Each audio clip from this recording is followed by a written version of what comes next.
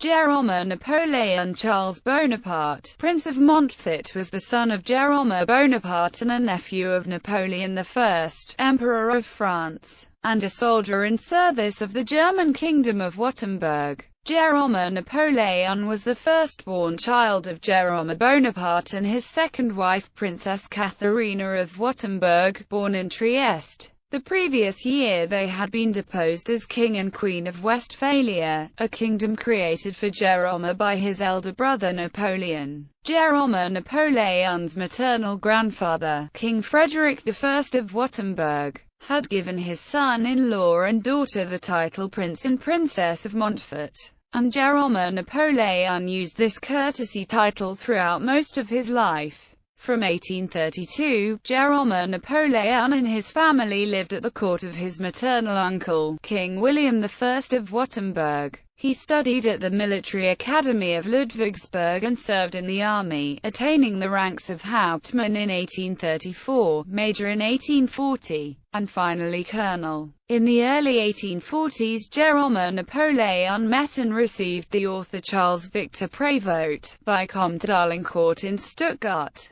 who wrote of the young prince. Prince Jérôme of Montfort, gifted with a handsome face and a graceful physiognomy, is French in spirit and in heart. He speaks and dreams of nothing but France. In speaking of the sons of that great nation, he always says, "we." His position at Stuttgart is brilliant, and yet it seems he would prefer the most modest home in France to the most beautiful foreign palace. I told him of the passing of Napoleon. He listened rapt. I spoke to him of the coming of the Duke of Bordeaux. He listened with interest. Eternal glory, the prince told me, to whomever makes France happy. Such too was my thought, of poor health since childhood. In 1845, Jérôme Napoléon sought permission to travel to Venette-les-Bains to drink of its spring water, but the government of King Louis-Philippe I refused to let him enter French territory. He died, unmarried and childless, in Florence in 1847, aged 32. As the eldest son of Jérôme Bonaparte,